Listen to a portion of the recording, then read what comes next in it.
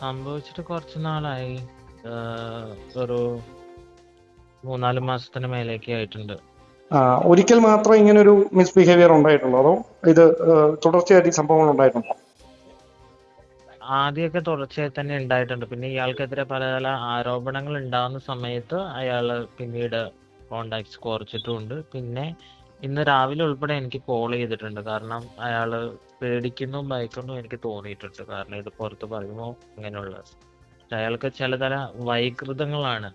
അയാളുടെ അടുത്ത് പബ്ലിക്കായിട്ടാണ്, മീൻസ് ഒരു സോഷ്യൽ മീഡിയ പ്ലാറ്റ്ഫോമിൽ വന്നിട്ടാണ് ഡിസപ്പാറിങ് മെസ്സേജ് ആണ്. അതെനിക്ക് സ്ക്രീൻഷോട്ട് പോലും എടുക്കാൻ പറ്റില്ല. ഇന്നലെ ആ യുവനടി വെളിപ്പെടുത്തിയത് പോലെ തന്നെ ഇയാള് അയക്കുന്ന മെസ്സേജ് സ്ക്രീൻഷോട്ട് പോലും എടുക്കാൻ പറ്റാത്ത രീതിക്കുള്ള മെസ്സേജുകളാണ് അയക്കുന്നത്. അപ്പോൾ അയാൾ എൻ്റെ അടുത്ത് ചോദിച്ചു, നിന്നെയൊക്കെ എനിക്ക് അയാൾക്കുള്ള വൈകൃതം എന്ന് പറഞ്ഞ് നിന്നെ എനിക്ക് റേപ്പ് ചെയ്യണം എന്നാണ് അയാൾ എൻ്റെ അടുത്ത് പറഞ്ഞത്. അത് ഇവിടെയല്ല, നമുക്ക് കേരളത്തിന് വെളിയിലുള്ള ഏതെങ്കിലും ഹോട്ടലുകളിൽ ബാംഗ്ലൂരോ ഹൈദരാബാദോ ആണ് അയാൾ സജഷൻ ചെയ്ത 2 ഹോട്ടലുകൾ. അവിടെ നമുക്ക് പോകാം. ഇവിടേക്ക് ഇങ്ങനെ ഇതായാല് ആളുകൾ കാണും. ഒന്നാമത് ഞാനും ഇങ്ങനെയൊക്കെ നിൽക്കുന്ന ആളാണ് എന്നൊക്കെ പറഞ്ഞാണ് എൻ്റെ അടുത്ത് സംസാരിച്ചത്. നിങ്ങളപ്പോ എന്ത് മറുപടിയാ പറഞ്ഞത് ഈ രീതിയിൽ സംസാരിച്ചപ്പോൾ ഞാൻ മറുപടി ഒന്നും പറഞ്ഞിട്ടില്ല. മാത്രമേ വേണ്ടിയിട്ടുള്ളൂ. കാരണം വെച്ചാൽ നമുക്കറിയാം, എനിക്ക് ഇങ്ങനെ ഒരു പബ്ലിക് പ്ലാറ്റ്ഫോമിൽ നിൽക്കുന്ന വ്യക്തിയാണ്. മാത്രമല്ല സമൂഹത്തിൽ ഒരു MLA ആണ്.